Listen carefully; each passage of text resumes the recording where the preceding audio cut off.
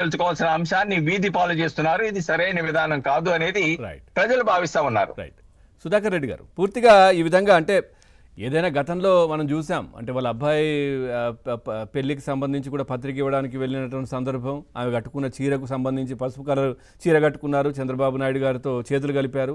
So Sunitha కూడా అదే విధంగా కలిపింది.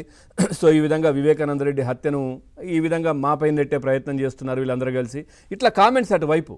సో ఎట్లా ఏం చెప్తారు దీనికి సంబంధించి?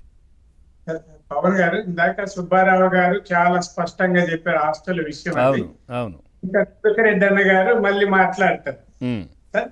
నా ప్రశ్న ఒకటేంటి, హత్య ఎలా జరిగిందని వాస్తవాలు కావాలని ప్రజలు అడుగుతుంటే ఈ ఆస్తుల గోల ఏంటండి? ఆస్తుల గోల ఎవరి ఆస్తి ఇదే? ఈ ఆస్తులు అనేది వ్యక్తిగతం, సివిల్ మ్యాటర్. హత్య జరిగింది, సమాజానికి అవసరం. ఇది లా అండ్ ఆర్డర్ సమస్య, చట్ట వ్యతిరేక సమస్య, నేరపూరితమైన సమస్య, దుర్మార్గమైన సమస్య, దుష్టులు చేసే పన్నాగం. ఇలాంటి హత్యలను మభ్యపరచడం కోసం ఆ హత్య చేసిన వాళ్ళు ఎవరు, అసలు హత్య జరిగిందా లేదా వాళ్ళు చెప్పినట్టు గుండెపోటు కాబట్టి ఆయనే గొడ్డలు తీసుకొని నరుక్కొని చచ్చిపోయారా? అక్కడ ఉన్న వాళ్ళే తెలుస్తుందండి. ఎవరున్నారు అక్కడ? అవినాష్ రెడ్డి గారు ఉన్నారు, లేదంటే అందుబాటులో ఉన్న భారతి గారు ఉన్నారు, లేదంటే వీళ్ళందరూ విషయాలు తెలిసిన జగన్మోహన్ రెడ్డి గారికి విషయాలు తెలియాలి. అంతే తప్ప ఇంకెవరి మీదనో ఈ స్టోరీలు అల్లేదేందండి. మా ఊర్లో ఒక ఆయన్ని పాయసం ఎలా ఉందని అడిగితే ఉప్పు తక్కువ అన్నాడంట. పాయసానికి ఉప్పుకి ఏమి సంబంధం అంటే, నువ్వు బట్టతలకు మోకాటికి ముడేసావు కదా, నేను ఇప్పుడు ఉప్పును గురించి చెప్తానన్నాడు. అట్లా ఉంది జగన్మోహన్ రెడ్డి గారి తీరు. ఆస్తులు వేరండి, అది చట్టబద్ధంగా ఎవరి ఆస్తులు. ఇందాక ఉమ్మడి సంపాదన అంటే అవిభాజ్య ఉమ్మడి కుటుంబంలో వచ్చింది అందరికీ ఉంది. సుబ్బారావు గారు చెప్పినట్టు 3 వాటాలు, అది వేరు. ఈ హత్య ప్రజలు అడిగేది నిజాలు కావాలి.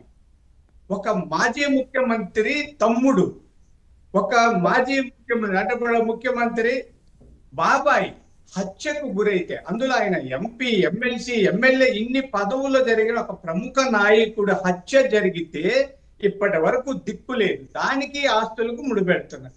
ఆ తర్వాత చంద్రబాబు నాయుడు గారికి ఏం సంబంధం అండి? ప్రతిదీ అంటే సార్ పెళ్లి పత్రికలు ఎవరైనా ఇస్తారు. అంటే సార్ మీరు కూడా నారాసుర రక్త చరిత్రను వేసినప్పుడు చూసి చూడనట్టున్నారా? ఇంకా కూడా మరి దాని మీద అంటే కేసు నడుస్తోందా? అది ఎట్లా? ఇదే చెప్తాను కదా, నారాసుర చరిత్ర పెళ్లి పత్రికలు ఇవ్వడం అంటే సహజంగా ఊర్లో ఇప్పుడు ఒక గ్రామంలో ఉంటారు, శత్రువు కూడా పెళ్లి చావు చెప్పాలనేది మన సాంప్రదాయం అండి. అవును, మన ఇంట్లో పెళ్లి జరిగితే శత్రు కుటుంబానికి కూడా మనతో కేసులు ఉన్నా, మనతో వైరం ఉన్నా వాళ్ళ ఇంటికి వెళ్ళి ఇచ్చేస్తారు. పల్లెలో వాళ్ళు వచ్చి భోజనం చేసి ఆశీర్వదించి అత్యంతలు వేసి వెళ్తారు. కాబట్టి ఆమె ఒక ప్రముఖ నాయకుడుగా, లేకపోతే మాజీ ముఖ్యమంత్రి హోదా ఉన్న గొప్ప వ్యక్తి చంద్రబాబు నాయుడు గారి ఇంటికి వచ్చి పత్రిక ఇచ్చారు. దానికి కుట్ర ఏంటండి?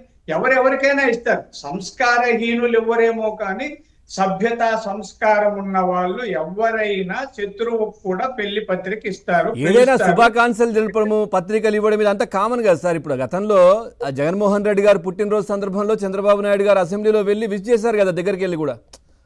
అవునండి, అట్లా చెప్పి ఇద్దరు కలిసిపోయినట్టు కాదు కదా.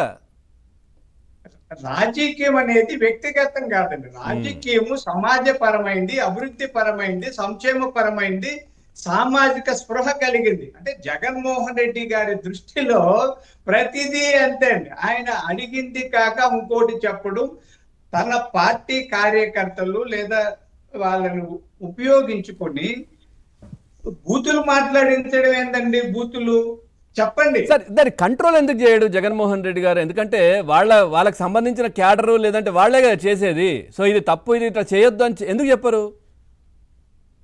ఇదేనా మనం సంస్కారహీనమైన వ్యక్తులు రాజకీయాల్లోకి వస్తే ఇలాగే ఉంటది. వాళ్ళకి సిద్ధాంతాలు తెలియవు, విధానాలు తెలియవు, తర్కం ఉండదు, మాట్లాడేది తెలియదు.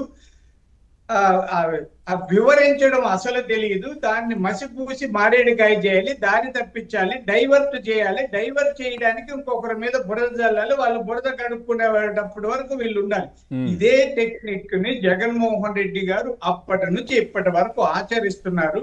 అలా కాకుండా ప్రజలు ఏం కోరుకుంటున్నారంటే వివేకానంద రెడ్డి హత్యలో వాస్తవాలు కావాలి, నిజాలు తెలియాలి, నిజాలు నిగ్గు తేల్చాలి, నిందితులకి శిక్షలు వేయాలి, న్యాయం జరగాలని ప్రజలు కోరుకుంటుంటే జగన్మోహన్ రెడ్డి గారు దాన్ని ఏదో తిమ్మిని బమ్మిని చేసి దాన్ని డైవర్ట్ చేసి ఆస్తుల వ్యవహారంగా దాన్ని కన్వర్ట్ చేసి షర్మిల గారు తన ఆస్తి కోసం ఇన్ని గొడవలు చేస్తున్నారు అన్నట్టుగా చిత్రీకరించి పత్రికల్లో రాసి దీని వెనక తెలుగుదేశం ఏదో కుట్ర చేస్తున్నారని చెప్పి ఇవన్నీ మాయ మాటలు. ఖచ్చితంగా జగన్మోహన్ రెడ్డి గారిని కూడా పిలవాలి కదా సార్ ఇప్పుడు, ఎందుకంటే ఆ రోజు అర్ధరాత్రి అంటే ఎర్లీ మార్నింగ్ 4-5 గంటల సమయంలో మీకు ఎవరు ఫోన్ చేశారు, గుండెపోటని ఎవరు చెప్పారు, ఏంటి అనే విషయం మీద వారేదో తప్పు చేసినట్టు కాదు, పిలిచి ఎందుకు మాట్లాడలేదు వారిని అసలు? ఇదండి కుటుంబ సభ్యులు పిలవాలి. ఇప్పుడు అక్కడ భారతమ్మ గారు అన్ని వ్యవహారాలు తెలుసు, అవినాష్ రెడ్డి గారు అక్కడ ఉన్నారు, ఇంకా అక్కడ ఆ కుటుంబ సభ్యులు ఉన్నారు. ఆ వివరాలు మొదట గుండెపోటుగా వచ్చింది సాక్షి ఛానల్లో, సాక్షి పేపరు వాటిల్లో వచ్చింది. దాన్ని చెప్పిన వాళ్ళు వైఎస్ఆర్ పార్టీ వాళ్ళు. ఈ నిజాలు చెప్పాల్సిన వ్యక్తులు వాళ్ళు. వీళ్ళందరికీ బాసు జగన్మోహన్ రెడ్డి గారు. ఆయన చెప్పాల్సిన నిజాలు, ఆయన్ని విచారించాల్సినవి వదిలేసి ఈ ఆస్తులు ఎవరికి ఉన్నాయి ఇవేందండి? ఇది ఈ ఆస్తులో పోలేదండి. హత్యలను తేల్చండి, హత్య చేసిన వాళ్ళు ఎవరో తేల్చండి. జగన్మోహన్ రెడ్డి గారు నోరు విప్పాలండి, నోరు విప్పి హత్య జరిగిందా లేదా చెప్పమనండి. పిలవాలి కదా సార్, మరి పిలవాలి కదా. ఆయన ఎందుకు పిలవట్లేదు? ఆయన చెప్పడానికి పిలవాలి కదా. అదే మాకు ఆస్తులు ప్రజలకి అవసరం లేదు, వాళ్ళ వ్యక్తిగత ఆస్తులు కోర్టులు ఉన్నాయి, చట్టాలు ఉన్నాయి, రాజ్యాంగం ప్రకారం చూసుకోండి. ఈ హత్యలు తేల్చండి, హత్య చేశారా లేదా, ఎవరు చేశారు, ఏం చేశారు చెప్పాల్సిన బాధ్యత జగన్మోహన్ రెడ్డి గారికి ఉందండి. Okay right sir. నమస్కారం తులసిరెడ్డి గారు. నమస్తే పవన్ గారు. సార్ ఏం చెప్తా, పులివెందుల పూలంగడ్ల సెంటర్లో ఎప్పుడో క్లారిటీ వచ్చింది అసలు ఏం జరిగింది ఏంటనేది, అందుకే అక్కడ 11 వచ్చాయి.